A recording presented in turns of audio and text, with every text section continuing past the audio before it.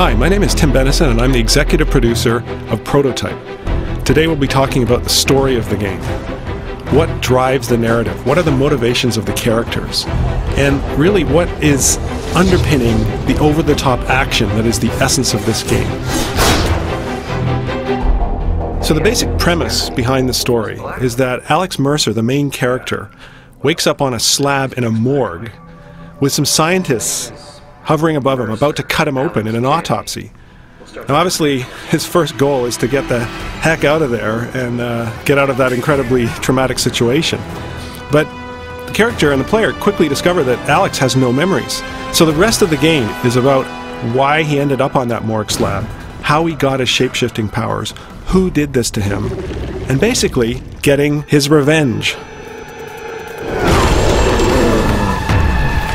He can consume anyone he meets in New York City. One of the things he gets from consuming people is memories. They may have some knowledge of some piece of the puzzle, some knowledge of your past life. The player is literally piecing these together into something we call the Web of Intrigue interface. It's a really unique way of telling a story, and I think it's one that plays really well into the interactivity of a game.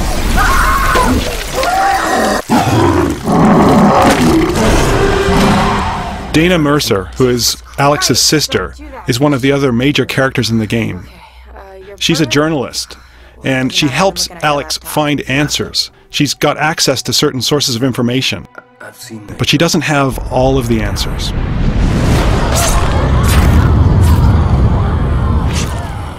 This hunter you're looking for seems to... Another major ally of Alex is Dr. Ragland. Now he's a pathologist at a local hospital, and he has specialized knowledge of the infection that's sweeping through New York City.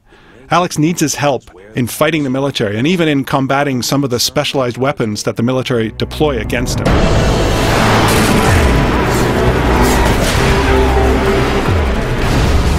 One of the main enemy characters in the game that Alex squares off against is the Specialist. Now he's a leader in the Black Watch, which is a special branch of the US military whose main purpose is to contain and stamp out infections, especially in large urban environments like the one that's happening in New York City.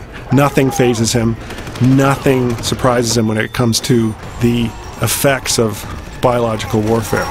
And he's probably one of the toughest enemies Alex will face in the game. One of the most important characters in Prototype is in fact the city itself. New York evolves over time before your eyes as the story unfolds.